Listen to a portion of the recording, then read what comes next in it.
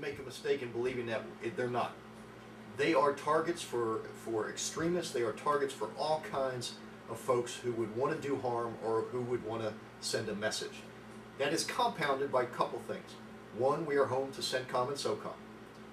Obviously, those are the commands that are running the war in Afghanistan and Iraq. Targets. We are a maritime community. I have to be able to protect from the water side as well as the land side, because the convention center and the forum are both based on the water. So I've got to have maritime assets out there as well. Divers, boats, coast guards, all kinds of things like that. But the 4,000 officers will not be mingling outside necessarily of the and area. I think he more was talking about police-community relations. And I think he is referring more to the interaction of TPD with the community. The urban core. And it is a ongoing process. You can't just train once and walk away. You've got to make sure that every day you are incorporating into the values of our police officers, the values of the mayor, and the values of the citizens that we protect. Now, I will tell you this. Over the last 8 years, our police department, who has become a model for the nation, has reduced crime 65%. And you know what that means?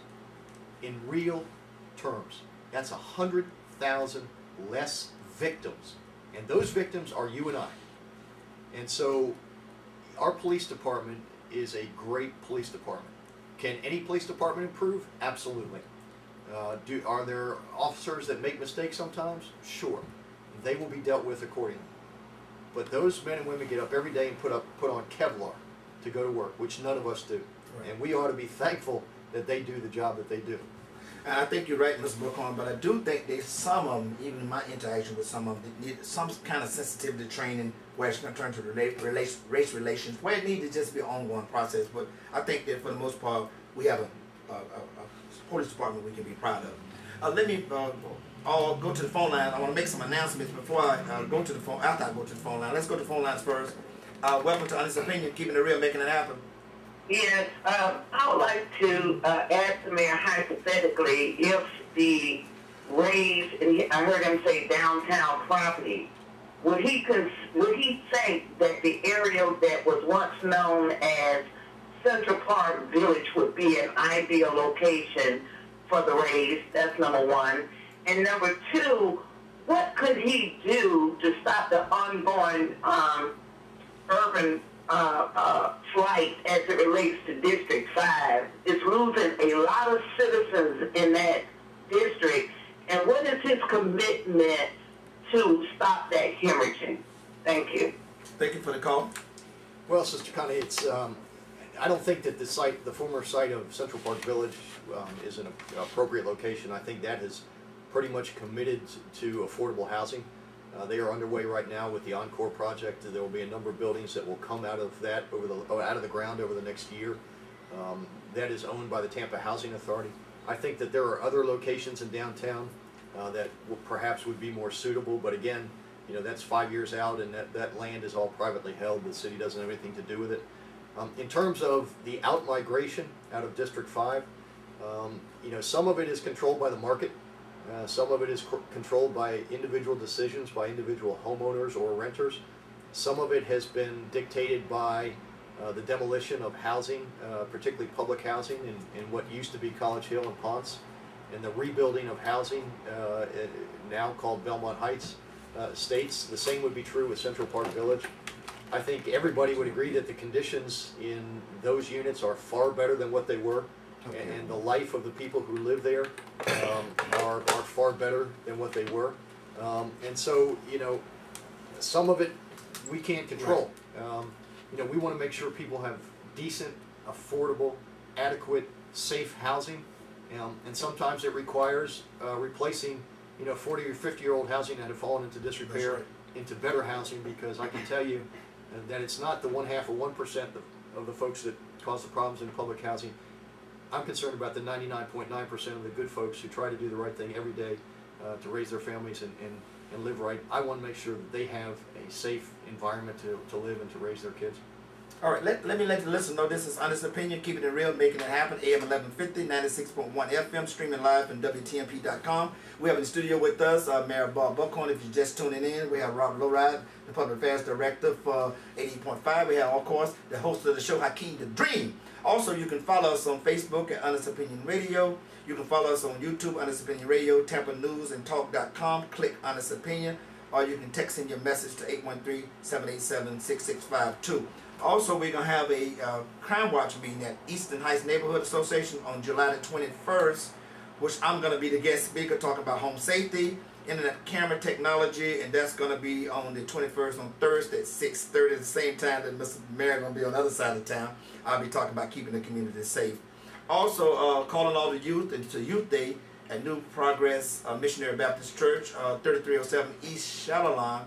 Elder Michelle B. Patton will be bringing a message for our youth. That's this coming Sunday. Get there at 11 o'clock and get a message for the youth. Let's go to the phone line. Hakeem the Dream, you got some? After the call. Okay, then let's get to the phone line. Welcome to Honest Opinion, keeping it real, making it happen. Go ahead, caller. Go ahead, Go. caller. Good morning. Good morning. My name is Vandalyn, and I'm the owner with my husband of East Catering, Chef Eric.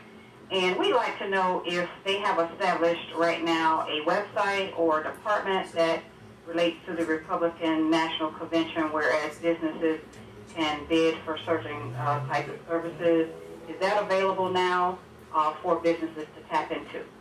I believe that it is, and if not, call my office, because what we have tried to do is encourage the RNC organizers to use our Women and Minority Business Program, because we have lists of all the vendors and folks who we do business with, and so the office number for the mayor's office is 274-8251, and ask them to connect you to Gregory Spearman.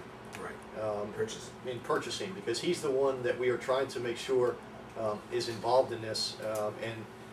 Tell Sheriff Eric we said hello, and I mean, this is going to be a great opportunity for companies just like this to play a pretty critical role and hopefully make a lot of money during that week. Yeah, he can create some jobs with that. He do a good job with East Catering, and that's real candidly, Mayor Buckhorn, to call the office 813-274-8251, ask for Greg Spearman in purchasing.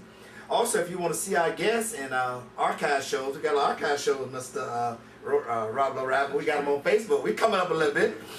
You can go to TampaNewsAndTalk.com. You can see our guests. Click Honest Opinion. We'll be up in about 24 to 48 hours. Or you can go to Facebook and see shows from previous shows that we have. Next week, we're going to be talking about the life of second chances. Hakeem, this is real briefly because we're almost out of time. That's going to be a show with the people that have a terminal illness, they got a second chance at life, people that was in prison for life, got a second chance at life, people that was shot and bullet right in the brain, they couldn't pull the bullet out of the brain. That was your idea? You come up with some great show ideas, Hakeem. Well, we tried to utilize what's going on in the community. And this will make this show like no other talk show. It's because of our subject matter and our experts and guests and life experience. And these people have others like them that they can relate to this. And so that's why we were so fortunate to have 250,000 listeners, not only locally but worldwide. And we want to keep it going. But we need your help, need your support. Just keep tuning in. Okay, we almost out of time. Let's go to the phone line. I want to give Mr. Lowride a chance to ask a last question to Mr. Buckhorn, and I'll get the last one in. I think we got somebody on the phone lines. Welcome to Honest Opinion, keeping it real, making it happen. Be brief, caller, because we're almost out of time. Be brief, caller. We're almost out of time. Your question to the mayor. Hello? Yeah, You're on there, sir.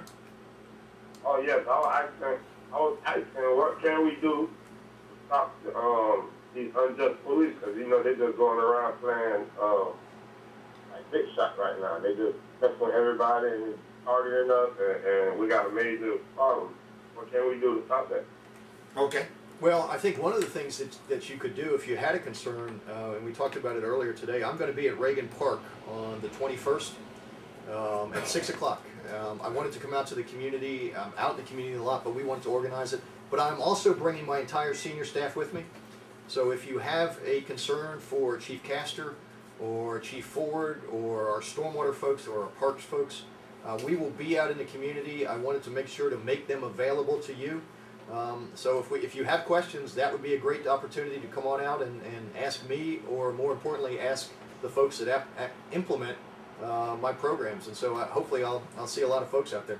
And that's good. You're going to be at Cyrus Green Park on Reagan Park. Reagan Park. I'm sorry, thank you, Bob. Reagan Park at Lake and 15th Street on Thursday at 6 o'clock, and he's gonna have all the senior staff there. That is the time to come, and we want to make this city a city where we can approach our city leaders and not just be complaining, but looking for resolution and looking for results. And that's how the system move forward. And Hakeem talked about it in this monologue on effective leadership.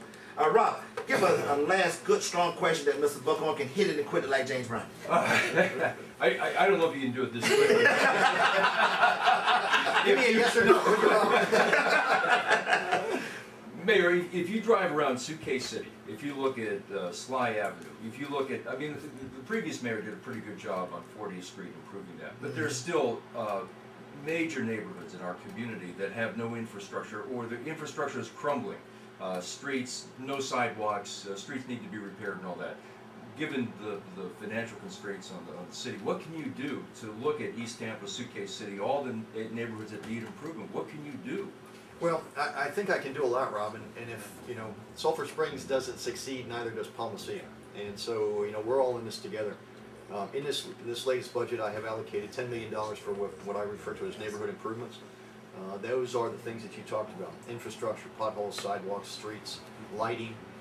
But in addition to that, and the challenge for us largely is we have a very, very old infrastructure. I mean, we got pipes that break every day because they are either 100 years old or they can't adequately handle the growth that we've had. So we're out there in the streets digging things up every day and fixing it. It is a slow process. It is a process that's very rarely appreciated because you don't see it. You can't cut a ribbon on a sewer improvement. But you're absolutely right. I mean, we've got sections of our city that desperately need help, that desperately need attention. And over the next 4 years, hopefully I'm going to be in a position to be able to do it. I mean, certainly in the first 100 I can't. That's but right. my commitment is at the end of this You to get it probably done. need 8 years to get all this done. Well, thank you, Hakeem. And Hakeem gonna make sure to get the other four. When you want to continue this conversation, go over to Candy Low Tea Time at 904 and a half East Henry Conversation and Tea. You're the last caller. Please be brief. Welcome to Honest Opinion.